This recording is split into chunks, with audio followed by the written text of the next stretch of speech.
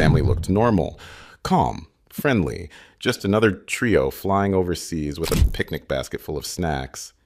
But the customs dog didn't see it that way. She jumped right at the basket and barked once, then again. Passengers stared, officers hesitated, and when the basket was opened, what rolled out made airport security freeze. So what exactly was inside? Before we reveal the full story, drop a comment below telling us where in the world you're watching from. And if you haven't already, hit that subscribe button, because stories like this, they only get harder to believe. Let's dive in. The Customs Dog Unit moved like clockwork across Terminal B of Hartsfield International, one of the busiest airport corridors in the country. Amidst the hum of announcements, rolling luggage, and jet-lagged chatter, the dogs padded silently, noses sweeping the air with practiced ease. A family with matching luggage stopped to point, a toddler clapping in delight. "Look, Mommy, police puppies!" Security was always more palatable when it came with 4 legs and a wagging tail. Officer Wes Lattimore walked just behind his partner, Freya, a sleek black German shepherd with amber eyes and a gait that matched his own. Wes was 46, 15 years in the customs division, with crow's feet that deepened when he smiled and a left shoulder that still ached when rain was coming. The shoulder was a souvenir from his time with Atlanta PD before he'd found his calling in the K-9 unit, a bullet that had missed his vest by 2 inches during a convenience store call gone wrong. Freya, though, rarely barked. She was disciplined, steady, retired early from tactical deployment due to a healed ligament injury. She'd been reassigned as a passive alert K-9 for customs inspections. Not flashy, not aggressive, just sharp. Her specialty was reading the subtle cues most handlers missed, the micro expressions, the shift in body temperature, the almost imperceptible changes in scent that came with deception. Their partnership had begun awkwardly. Wes had been recovering from a divorce, 22 years of marriage, dissolved in a 16-minute court hearing. The K-9 trainer had noted how Wes and Freya had circled each other that first day, both damaged, both cautious, both pretending to be fine. It had taken months to build the wordless communication they now shared, a language of subtle signals and absolute trust. "She'll test you," the trainer had warned. "She's smart. Too smart for standard protocols sometimes. She doesn't just follow training. She thinks. And that can be dangerous if you're not paying attention." It was just past 1:30 p.m., and the crowd had started thickening near Gate 19. A flight to Zurich was scheduled for boarding in under an hour. Wes and Freya moved along the security checkpoint queue, nodding to TSA agents and receiving the usual smiles from passengers who always seemed to think the dogs were there for show. That's when Freya slowed. Wes felt the slack in the leash vanish. Freya had zeroed in on a middle-aged couple standing beside a wheeled picnic basket. An older model with wooden framing and brass latches. Nothing about them screamed suspicious. The husband, tall, lean, professionally dressed in khakis and a button-down, with the sleeves rolled neatly to mid-forearm. The wife, shoulder-length blonde hair, sensible traveling clothes, designer glasses perched on a narrow nose. They looked like 1,000 other upper-middle-class travelers Wes had seen pass through Hartsfield. People with enough money to fly internationally, but not enough to go private. The woman smiled nervously as Freya circled the basket once, her nose working rapidly. The dog's muscles tensed under her coat as she sniffed deeply, then sat abruptly. Wes's stomach tightened. A sit was a soft alert, Freya's way of saying, "Something here deserves your attention," without triggering alarm. In training, they called it the conversation starter, not an accusation, just a professional note that something required further inspection. But Freya didn't stop there. She stood again, took 2 steps back, and barked. One sharp, loud snap of sound that silenced 3 nearby conversations. Then again, louder. The sound echoed against the terminal's high ceiling, drawing every eye in their direction. The husband flinched, a micro-expression of alarm crossing his face before he controlled it. The wife's smile disappeared, replaced with something tighter, more guarded. Beside them, a boy, around 12, skinny, wearing a gray hoodie despite the June heat, tightened his grip on his Game Boy and shifted behind his mother's coat. Unlike the startled passengers around them, The child showed no reaction to the sudden noise. His face remained completely blank, eyes fixed on the floor, body unnaturally still. Wes approached. "Good afternoon. Is this your bag?" The woman nodded quickly. "Yes, sir, just snacks. Some apples, sandwiches. We're flying to Switzerland to see family." Freya didn't move. Her tail was stiff, ears pointed, her whole frame locked. Wes crouched.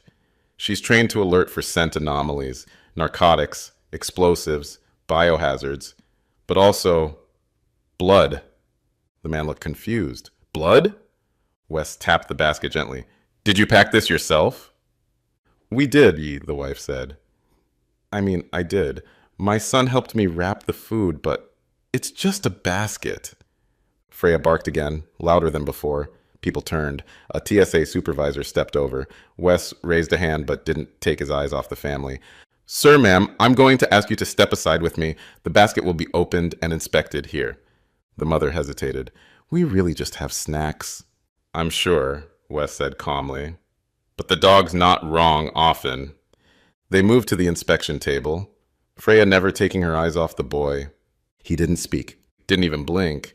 Wes opened the latch, and inside, nestled between foil-wrapped parcels and a folded napkin with cartoon lemons, was a roll of waxed cloth. Something metal clinked underneath. Wes lifted the cloth gently, unrolling it like he was handling evidence already. The first thing that hit him wasn't sight. It was smell, a metallic tang, sharp and unmistakable, mixed faintly with something spoiled. It took him back to his patrol days, that same distinctive odor that hung in the air at crime scenes, impossible to forget once you've encountered it. Beneath the waxed linen sat a paring knife, small, wooden handle worn smooth with use, blade not large, but not clean either. There were smears across its edge, dried, darkened, reddish-brown, enough to catch the light, enough to make a TSA officer behind Wes mutter, "Whoa!"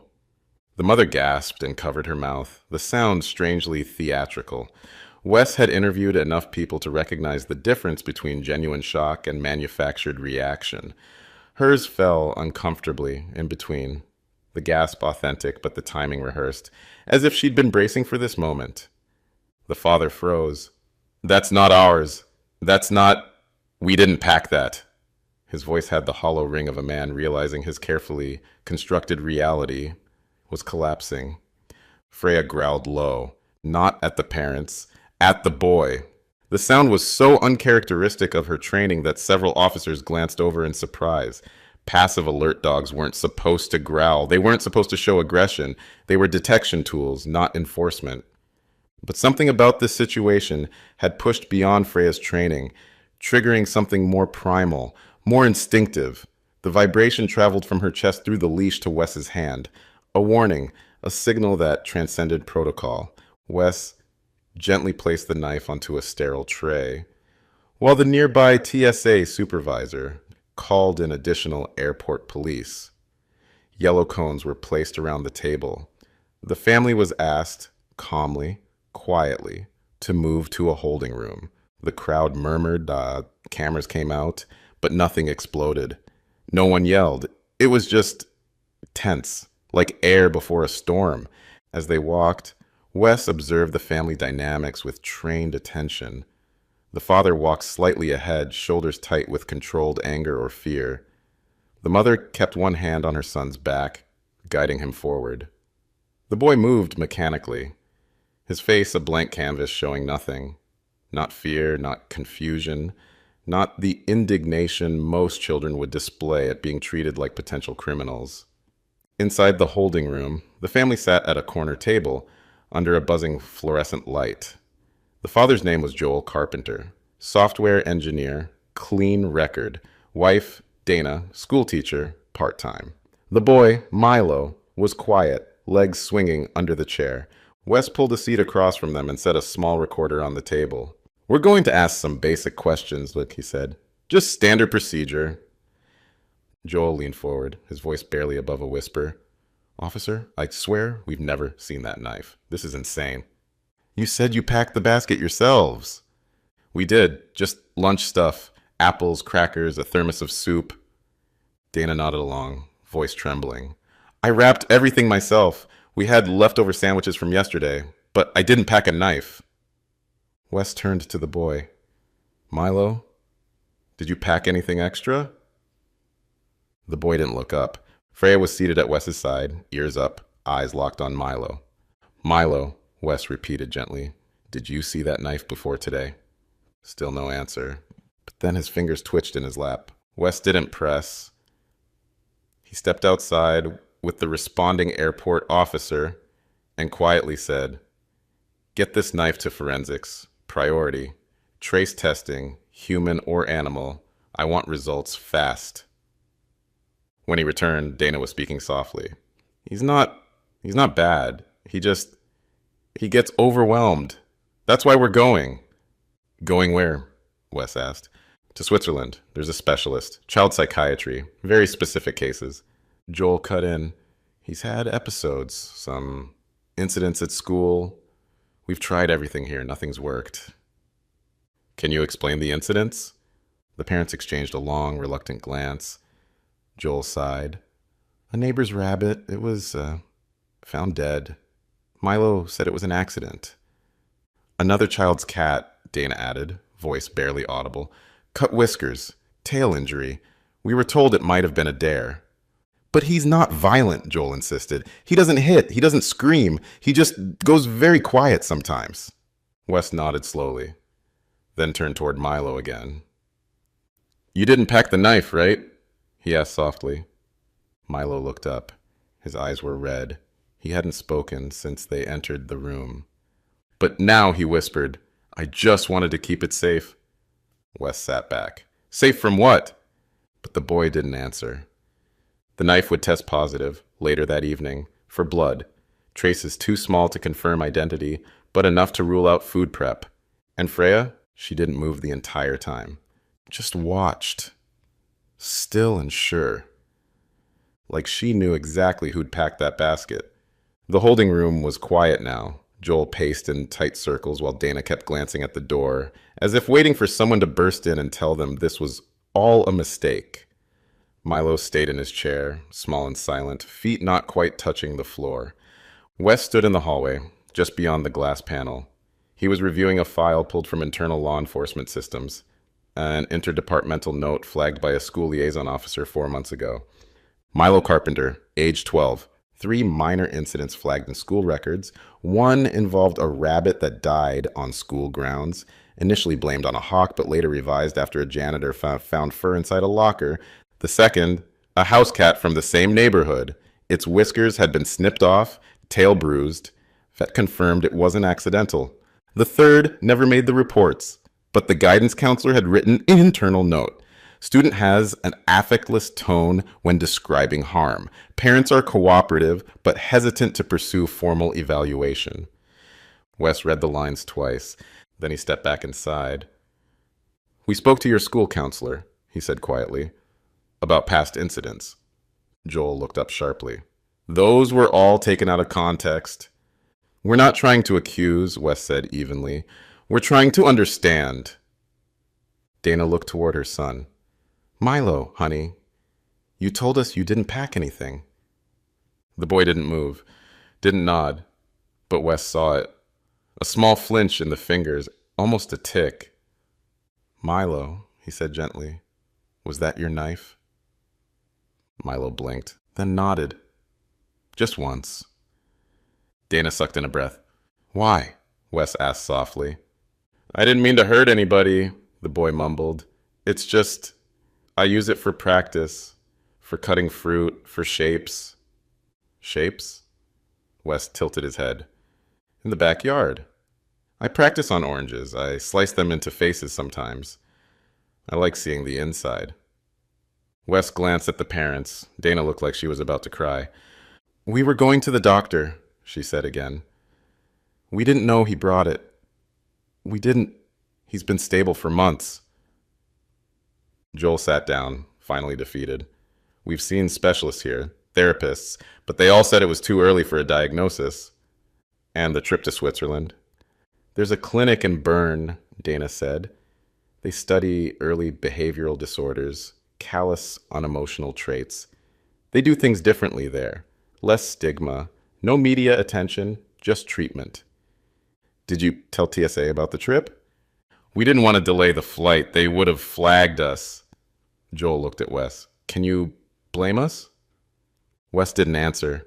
Instead, he tapped his radio. I need a welfare check on the Carpenter residence, voluntary consent, possible evidence search, detention shed and backyard. Officer will accompany. Send an animal control unit too, just in case. Dana hesitated. You think he did something else? Sometimes dogs bark before we know why. On the drive to the Carpenter home, Wes thought about his own daughter, Jessie. She'd be 22 now, studying marine biology at Arizona State. What would he have done if she had shown signs of whatever haunted Milo? Would he have recognized it? Would he have had the courage to face it? The Carpenter residence sat in an upper middle-class neighborhood of East Atlanta. A renovated craftsman with a manicured lawn and a basketball hoop mounted above the garage door. Normal, pristine, the kind of home featured in mortgage advertisements. The responding officers met him there, 2 patrol officers and an animal control specialist named Martinez who'd worked with the department before. What exactly are we looking for? Officer Dawkins asked as they approached the front door. Evidence of harm, Wes replied. The boy has a history with animals, and the knife had blood on it. The backyard was accessed through sliding glass doors off the kitchen. A well-maintained garden occupied one side with raised vegetable beds, showing careful cultivation, and toward the back fence, partially obscured by a large oak tree, stood a wooden shed. It wasn't large, perhaps 8 by 10 feet, with a sloped roof and a padlocked door. The lock gave Wes pause, odd for a family garden shed. Parents mentioned he uses this space sometimes, Wes said, inserting the small key Joel had specifically identified from his key ring. The lock clicked open. The interior was dim until Dawkins found the light switch, a single bulb dangling from the center beam. The space was meticulously organized. Garden tools hung on pegboards, shelves lined with seed packets and gardening gloves. A work table near the window held a collection of small containers. Nothing immediately suspicious, until Martinez called from the corner. Over here. Behind a stack of firewood, pushed into the shadows, they found it, a shoebox. Inside, a dead bird. Small, gray, stiff. Its chest had been cut in a line across the sternum. Not clean, but not random either. The incision had been made with what appeared to be methodical intent, the edges of the wound showing multiple attempts at precision. Small pins held parts of the wings spread open, like a macabre display from a natural history museum. There were tissues beside it, some stained with brownish marks, a small knife sharpener, its stone discolored from use, and a Polaroid, taken from an old toy camera, showing the bird mid-dissection. The image was carefully framed, almost artistic in its composition, with little hands visible at the edges of the frame, holding tools with surprising steadiness. But it was the notebook beneath the box that chilled Wes to his core, bound in plain black leather. Its pages filled with neat childish handwriting. Detailed drawings of animal anatomy, each labeled with scientific precision. Lists of specimens with dates, and notes on textures and resistance encountered during cutting. Bird bones break with less pressure than mammals. Heart still moved for 42 seconds after removal. Eyes are difficult, too soft to cut cleanly. The clinical language was disturbing coming from a 12-year-old, but what troubled the investigators more was the progression visible in the dates, from insects to a frog to the birds. Each entry more detailed, more precise, more extensive than the last. Wes felt his stomach tighten. He'd seen violence in many forms during his career, from the impulsive brutality of bar fights to the calculated destruction of professional criminals. But there was something uniquely disturbing about this scene. The clinical curiosity, the detached documentation, the methodical exploration, all performed by a child. Jesus, Dawkins muttered, stepping back. Martinez examined the bird without touching it. Common starling, juvenile, been dead maybe 2 days. That's a dissection, not just an injury. Forensics ran a quick swab on the paring knife seized at the airport. The blood matched the bird. Not human, but not innocent either. The print on the knife handle? Milo's right thumb. Clear, direct, confirmed. Back in the airport holding room, Dana was on the phone with a child psychologist, sobbing quietly while Joel sat with his face in his hands. Wes stood near the door, Freya at his side. "She's never barked like that before," he said softly. The officer standing beside him nodded. "Think she knew?" "I think she felt it." Freya let out a slow exhale and sat back on her haunches, eyes still on the boy. Not aggressive, not alarmed, just watching. Because something in her had known before anyone else did. It was well past midnight by the time the official report came through. The bird found in the carpenter's shed had died from a single incision to the chest cavity, consistent with a blade size matching the paring knife. The forensics officer noted the cut was unusually precise for the age of the suspected handler. The lab in Boston confirmed the dried residue on the knife included both avian and trace human epithelial cells, most likely from Milo himself during handling, but that didn't ease anyone's mind. A further search of the shed had revealed a notebook hidden beneath a loose floorboard. Inside, detailed drawings of animal anatomy, lists of specimens with dates, and notes on textures and resistance encountered during cutting. The clinical language was disturbing coming from a 12-year-old, but what troubled the investigators more was the progression, from insects to a frog to the birds. At the airport, Dana sat with her head in her hands, trembling. Joel leaned forward in his seat, elbows on knees. Milo was still, small, eyes blank. He hadn't asked for food or water in the 8 hours they'd been there, hadn't complained about being bored or uncomfortable, hadn't shown any of the typical stress reactions you'd expect from a child in his situation. The behavioral abnormality was as telling as any of the physical evidence they'd found. Wes returned with the update, quiet as ever. He'd developed a technique over the years, speak softly, and people lean in to hear. It creates an intimacy that shouting never achieves, makes people more likely to listen, to cooperate. "We found the bird," he said plainly. Neither parent reacted at first. Not with surprise, not with questions. Just a heavy, resigned silence that confirmed they'd known, or at least suspected, what they would find. Dana finally whispered, "Oh God." It was the voice of someone who'd been running from a truth that had finally caught up with her. Joel rubbed his face hard. "We thought he was over it. We thought this trip would help." The admission hung in the air between them. They'd known there was something to be over, something that required help. Wes nodded once, letting the silence stretch. Silence was an interviewer's most effective tool. People filled it, often with truths they hadn't planned to share. "Tell me about the doctor," he finally said, making it a statement rather than a question. Dana looked up, her makeup smeared from hours of intermittent tears. Her eyes held the desperate hope of someone who needs to believe there's still a solution, a fix, a way back from the edge they found themselves on. Her name is Dr. Linhart. She runs a facility for early intervention in children showing signs of severe behavioral detachment, callous, unemotional traits. The clinical terminology sounded rehearsed, as if she'd repeated it to herself many times, a mantra that transformed her son's condition from something monstrous into something medical, treatable. You know, no remorse, no reaction. "She's in Switzerland? Outside Zurich? It's a private practice. We've been on a wait list for months." Joel added, "It's not a mental hospital, it's clinical. They use neurofeedback observational therapy, real science. It's our last chance before it's too late." Wes glanced at Milo. The boy was now drawing small shapes into the surface of the plastic table with his fingernail. Triangles, perfectly symmetrical. No sound, no expression. "Why didn't you declare the knife?" Wes asked. We didn't know, Dana said. I swear. He packed it himself. I checked the basket. I packed the food. He must have tucked it underneath after I closed it. Wes said nothing. Dana swallowed. You think we're negligent. I think you're scared. Joel let out a bitter breath.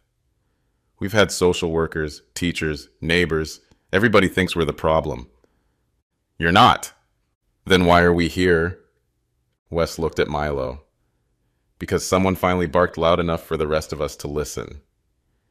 In the background, Freya lay beside the door, chin resting on her paws. She hadn't made a noise in hours, but her ears tracked every sound in the room. At 4:30 a.m., a family services liaison arrived. She sat with Dana, going over emergency protocols. A court-ordered psychiatric assessment would follow. The flight was canceled, the passports were collected. Joel signed a voluntary declaration allowing temporary observation of their son by state-appointed evaluators. This is just for a few days, the liaison said gently. We need to establish care on record. The overseas trip may still happen, with the right legal clearance. Dana looked at her son. Can we see him? Of course, he's not in trouble. But Milo didn't react when his mother crouched beside him. He didn't look when she held his hand. He didn't blink when Joel crouched down and said, We're not mad, buddy. We just want to help. He just kept drawing those triangles, one after another. Later that morning, Wes stepped outside. The sun was rising over the tarmac, and the airport's buzz was slowly returning. He leaned against the low wall near the customs exit, watching travelers file past, laughter, rolling bags, shouts in multiple languages. Beside him, Freya sat up and looked toward the terminal entrance. You knew something was wrong, he said. She wagged her tail once, a slow sweep, then looked forward again. Wes scratched behind her ear. You smelled it before we could see it. She blinked slowly, calm now. Back inside, Milo was escorted to the airport's secondary facility. A state-appointed counselor met him there, and an emergency evaluation would follow. No handcuffs, no courtroom, just silence, and a long, winding road toward something better, if it wasn't too late. And while no one could say for certain how Freya knew, no one doubted her anymore. The next day, the terminal felt different. It wasn't anything specific. No alarms, no headlines plastered on walls. But for those who knew, for those who were there, the air carried a strange tension. The memory of a bark, a blade, and a boy who never looked up. The carpenter's flight never rebooked. The system flagged their travel records, and the passports remained in holding. Joel and Dana stayed in town, temporarily housed in a hotel, while Milo began psychiatric observation under state supervision. They weren't under arrest. They weren't fugitives. They were just still, stuck between guilt and helplessness. At the airport, Freya returned to her station beside Officer West like nothing had happened. She sniffed suitcases, paused at backpacks, alerted twice, both times false, both times resolved without fuss. West didn't talk about the incident much. Most didn't ask. But when he did mention it, his words were always the same. The dog knew. There was no briefing with press, no viral clip. The blade, the bird, and the boy's quiet face were never broadcast. But behind closed doors, policy shifted. Quiet memos circulated reminding officers to trust canine cues, even if passengers seemed clean. Internal training was updated. Emotional behavior, body tension, micro-reactions. These became talking points in ways they hadn't before. Dana called once, 3 days after the incident. She asked for Wes specifically. He took the call in the break room. I just wanted to say thank you, she said. Her voice was cracked, exhausted. Wes didn't interrupt. I used to tell myself it wasn't real, that he'd grow out of it. But he didn't. And when that knife rolled out, she stopped. We were so close to putting other people in danger, and we didn't even know. You weren't the first. I hope we're the last. He paused. How's Milo? They say he doesn't speak much, but he watches everything. Wes nodded slowly. Keep watching with him. That was all he said. And Freya? She never got a medal. There were no announcements, just a soft, good girl, and a new tug rope waiting in her crate the next morning. But the officers on Wes's shift started giving her a little more respect. One brought in actual chicken instead of jerky treats. Another let her ride shotgun on the way to a remote checkpoint.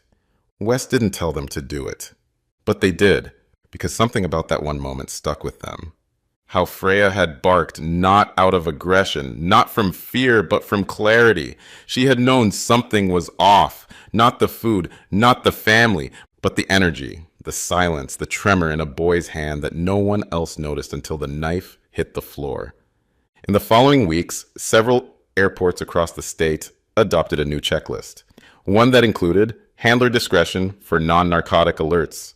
It wasn't official policy, just a nod in the footnotes, a quiet change sparked by a single bark.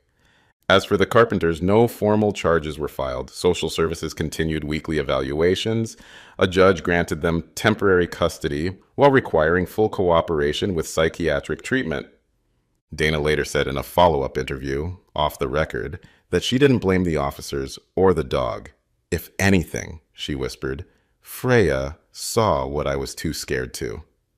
Wes never repeated that quote, but he remembered it. And every time he stepped onto the terminal floor with Freya beside him, he carried it in his back pocket, not because he wanted recognition, but because someone had to remember what it meant to listen before the shouting starts. And Freya, she just kept working. Tail still, nose sharp, always a few steps ahead of where most people were looking. Do you think Freya truly understood what she was smelling that day? Or was she reacting to something deeper, something none of us could see coming? And what would you have done if your own child hid something like that in their bag? Let me know in the comments. I read every single one of them. If this story made you pause for even a moment, give it a like, hit that subscribe button, and tap the bell icon so you never miss a story like this again. And if you know someone who still thinks service dogs are just sniffers or comfort animals, send this to them. They might see things differently. 2 more stories are already waiting for you on your screen. Click one now, and I'll see you tomorrow, same time, with a brand new one.